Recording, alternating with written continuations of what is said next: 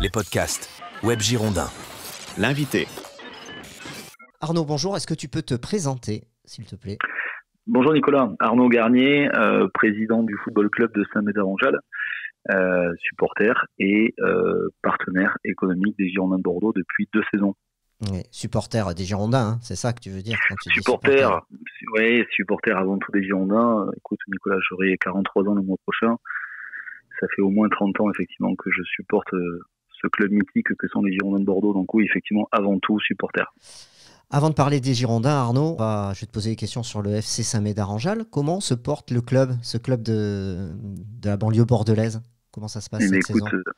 Il se porte bien, le club de Saint-Médard-en-Jalles. Il continue à bien se structurer. C'est un club qui, cette saison, a accueilli 560 licenciés. C'est un staff de 42 éducateurs. Une équipe première qui joue au plus haut niveau régional et des jeunes qui évoluent des U6 au U17. On a aussi une belle section féminine avec une 60aine de jeunes licenciés. Et j'oublie pas notre section beach soccer et nos vétérans. Donc le club se porte bien. La saison n'est pas encore tout à fait terminée. Mais le club se porte bien et on continue à travailler. On est en train de préparer nos événements de fin de saison et je pense surtout aux tournois qui sont attendus par nos jeunes licenciés. Très bien. J'ai eu l'occasion d'avoir Alexandre Torres qui a entraîné le Stade Bordelais il y a quelques années, qui est très à Borgo en national, et je lui avais posé une question sur le foot en Gironde. Et il m'avait dit, je vais te résumer ses propos, il m'avait dit le foot en Gironde, il y a peu de moyens par rapport à d'autres régions pour le football amateur et même le football professionnel. Et ça manque de structuration. Et il m'avait ajouté que ça obligeait tous les acteurs locaux des clubs, dont le club j'imagine de Saint-Médard-en-Jalles, à faire preuve de beaucoup d'efforts et de polyvalence pour se mettre au niveau. Qu'est-ce que tu en penses des dotations et de comment fonctionne le football amateur en Gironde? Écoute, le football amateur en Gironde, il est déjà riche de ses licenciés. On est proche des 50 000 licenciés, donc ça c'est avant tout une vraie chance d'avoir autant de licenciés dans ce département. Si je dis pas de bêtises, c'est le troisième ou quatrième plus gros district en termes de licenciés, donc ça c'est une vraie chance. Je rejoins complètement après l'analyse et les propos de Alexandre Torres sur effectivement le manque d'infrastructures que l'on a en Gironde, mais de manière générale, Nicolas, en région Nouvelle-Aquitaine. Si on devait se comparer à des régions comme l'Occitanie ou les Pays de la Loire, on est très clairement en retard. Je préfère même pas parler de la région Île-de-France ou de la région PACA. Et c'est vrai qu'on a du retard sur nos infrastructures. Les instances travaillent, il y a un vrai travail qui est fait, il faut le reconnaître, par la Ligue de football de Nouvelle-Aquitaine et par le district de la Gironde.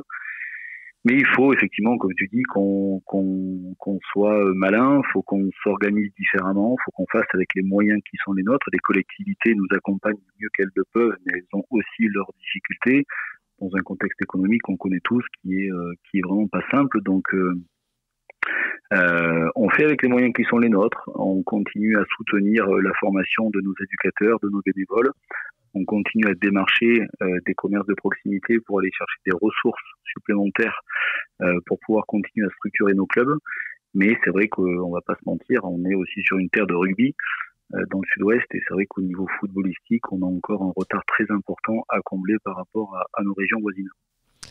Est-ce que vous avez développé ces dernières années avec le FC Saint-Médard-en-Jalles des relations particulières avec les Girondins de Bordeaux parce qu'on sait que c'est un club locomotive pour la région. Comment ça se passe les relations, toi en tant que ou même avec les éducateurs, toi en tant que président avec les Girondins de Bordeaux? Les relations sont bonnes. Je te mentirais si je te disais qu'elles n'étaient pas bonnes. De là, par contre, à te dire à ce qu'il y ait un vrai travail de fourni entre les Girondins de Bordeaux et les clubs amateurs, c'est aussi mentir. Il n'y a pas de travail de fond, il n'y a pas de passerelle. Les Girondins de Bordeaux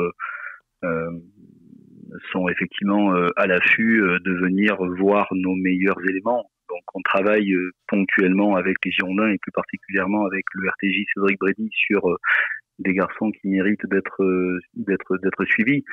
Mais il n'y a pas de formation particulière proposée par les Girondins de Bordeaux, il n'y a aucun support qui n'est proposé de leur part. Et c'est un vrai problème parce que c'est pas nouveau ce que je dis, ça fait des années qu'on est demandeurs dans les clubs amateurs à vouloir se rapprocher des Girondins et forcé de constater qu'il ne se passe pas grand chose. Il y a un garçon qui essaie, que vous connaissez bien et qui est apprécié de la plupart des supporters, pour pas dire de tous les supporters, c'est Paul Weiss, que j'ai la chance d'avoir comme parrain à Saint-Médard, qui tous les mercredis, avec le district, va rencontrer les licenciés des clubs amateurs dans le département de la Gironde et qui, du coup, en fait, à travers son rôle d'ambassadeur, permet de pouvoir connecter les clubs amateurs aux Girondins. Mais en dehors, effectivement, de ce travail de représentation fait par Paul, il n'y a pas grand-chose, en fait, dans le quotidien avec les Girondins à ce niveau-là. Tu as dit tout à l'heure le RTJ, c'est quoi RTJ ? C'est le responsable technique jeune. C'est le responsable en fait qui gère l'école de foot, donc des plus petits U6 jusqu'au U12, U13. Il arrive effectivement de temps en temps, si tu veux, qu'on ait des garçons qui sont au-dessus et qui du coup méritent d'être surveillés et invités par les Girondins. Donc on a ponctuellement, occasionnellement des échanges avec le responsable technique jeune. Mais en dehors de ça, il y a pas grand-chose. Il y a pas grand-chose, Nicolas. Et c'est Cédric Brédy qui s'en occupe aux Girondins. Cédric Brédy, exactement. Ouais. Cédric Brédy, qui est le responsable technique jeune de l'école de foot des Girondins. Bon, c'est très intéressant d'apporter cet éclairage. Je te remercie. Bon, du coup, on va basculer sur les Girondins de Bordeaux. Que penses-tu de la trajectoire du club là, cette saison et depuis 3 saisons, on va dire, depuis que le changement de propriétaire a eu lieu? Ouais, Nicolas, je vais pas être très, comment dire, je vais pas t'étonner en te disant qu'effectivement, les saisons passent et les déceptions s'accumulent. Les déceptions s'accumulent, elles sont de plus en plus lourdes, ces déceptions sur le terrain. J'étais encore au stade samedi pour la réception de moi, Nicolas, on a reçu, on samedi, a perdu contre Bastia. Contre Bastia, merci, contre nos amis corses. Non, la déception, elle est à tous les niveaux sur le terrain parce qu'on ne se retrouve plus dans cette équipe, parce qu'en fait, on ne comprend plus tout simplement ce qui s'y passe. Les coachs se succèdent et force est de constater que les résultats sont toujours aussi mauvais. On frôle avec effectivement. Avec non pas le haut du classement, mais je crois qu'il faut surtout qu'on aille se rassurer en allant chercher les points nécessaires pour se maintenir en Ligue 2. Non, je me retrouve plus dans ce club, je me retrouve plus dans la façon dont ce club communique, je me retrouve plus dans la façon dont ce club est dirigé. Il y a une absence totale de communication du président Lopez ces dernières semaines. On ne sait pas où va le club. Je me mets à la place des salariés qui doivent être de nouveau à se poser de nombreuses questions. Qu'est-ce qui va se passer sur cette fin de saison? Qu'est-ce qui va se passer la saison prochaine, Nicolas? Avec quels moyens? Avec quels joueurs? Voilà. Donc non, inquiet, mais en fait, dans l'ascenseur émotionnel, l'inquiétude, elle est encore passée au niveau supérieur. Donc c'est une grosse inquiétude avec un grand I et j'ai vraiment peur pour notre club, peur tout simplement pour son avenir. Je crois qu'on en est tous rendus à se poser cette question-là. Est-ce que cette descente aux enfers là, du FCGB, ça se ressent dans votre club du FC Saint-Médard-en-Jalles? Directement non, parce que nous, les clubs amateurs, on est dans un tout autre monde. Celui du football amateur, il se compose par des bénévoles, par des gens qui, sur leur temps personnel, viennent s'engager de manière associative. En revanche, quand on en discute avec les gamins, quand on en discute avec les parents qui vont au stade, qui sont abonnés, on a tous le même discours et on fait tous la même conclusion, c'est qu'on ne prend plus plaisir aujourd'hui à voir ces Girondins évoluer. On ne se retrouve pas dans ces supporters qui se tabassent entre eux, Nicolas. On ne se retrouve pas dans l'ambiance qu'il y a autour du club.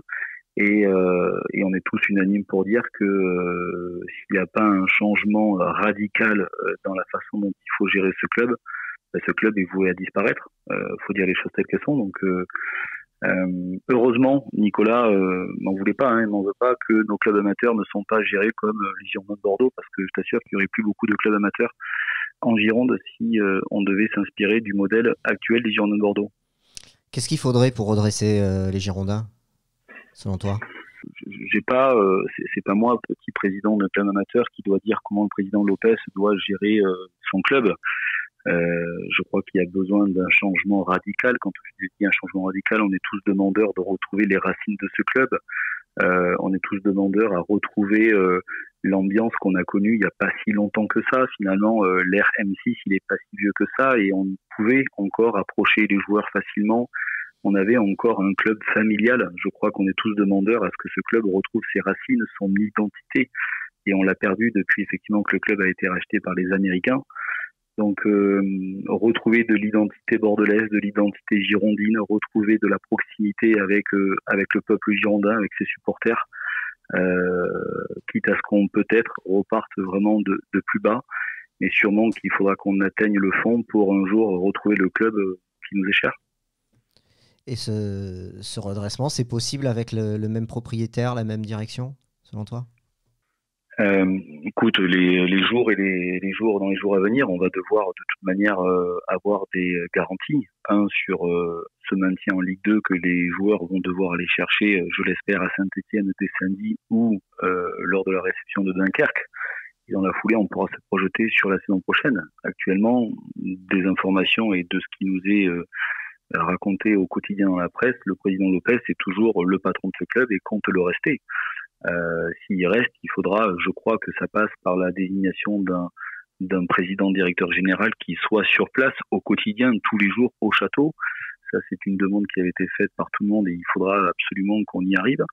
Et puis, je pense qu'il faudra tout simplement qu'on fasse confiance aux jeunes. On n'a plus les moyens de pouvoir aujourd'hui aller chercher des joueurs qui ont des salaires aussi colossaux. Le club n'en a plus les moyens, donc il faudra qu'on retrouve avec la formation. On sait faire à Bordeaux des jeunes qui nous ont montré la saison dernière qu'ils pouvaient amener le club à des résultats bien meilleurs que ce qu'on connaît aujourd'hui. Donc je suis pas là pour te dire s'il faut changer de président ou pas, je suis là pour penser qu'il faut absolument changer radicalement d'orientation et refaire confiance à nos jeunes et refaire confiance à la formation bordelaise. Eh bien, merci Arnaud. Est-ce que tu souhaites ajouter quelque chose ? Non, merci à toi Nicolas en tout cas pour continuer à animer ta belle émission. Merci, voilà, j'ai juste envie de remercier les supporters, de remercier les gens qui continuent à croire dans notre club, dans ce fameux mythique FCGB. Et on espère tous que la situation va s'améliorer dans les semaines et mois à venir. Et voilà ce que j'avais envie de dire. Et merci pour ce que tu fais toi de ton côté Nicolas. Eh bien, merci Arnaud. À bientôt. Merci beaucoup. À bientôt. Merci Nicolas.